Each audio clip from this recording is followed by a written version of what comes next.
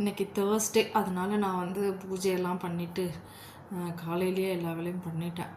வீடெல்லாம் பெருக்கி தொடச்சி, பூஜை ரூம் எல்லாம் துடைச்சி, கோலம் போட்டு. இது வந்து குபேர கோலம்னு சொல்கிறாங்க. நெட்டில் தான் பார்த்தேன் இந்த மாதிரி போகிறது. இது குபேர கோலமான்னு சொல்லுங்கள், எனக்கு தெரியல, ஐடியா இல்லை. பார்த்தேன் நெட்டில் குபேர கோலம்னு சொல்லியிருந்தாங்க.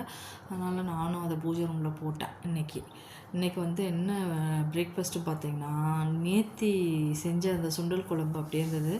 தேங்காய் அரைச்சி விட்டு பண்ணேன் இல்லையா, அது சுண்டல் குழம்பும் தோசையும் தான் இன்றைக்கி. சுண்டல் குழம்பு தான் எடுத்து சூடு பண்ணிகிட்ருக்கேன். அதை தான் சொல்லிகிட்டு இருந்தேன். வீடியோ கொஞ்சம் வந்து கட் ஆகிடுச்சு அதுக்குள்ளாரன்னு சொல்லிட்டு. சுண்டல் குழம்பு கொஞ்சம் அப்படியே இருந்துச்சா, சரி அதை வேஸ்ட் பண்ண வேணாம், அது தோசையோடு சாப்பிட்டா ரொம்ப நல்லாயிருக்கும். அதனால் நேற்று குழம்பு வச்சுட்டு அப்படியே தோசை ஒரு டைம் வரும், ஒரு டைம் வராது. அது ஏன்னே தெரியல.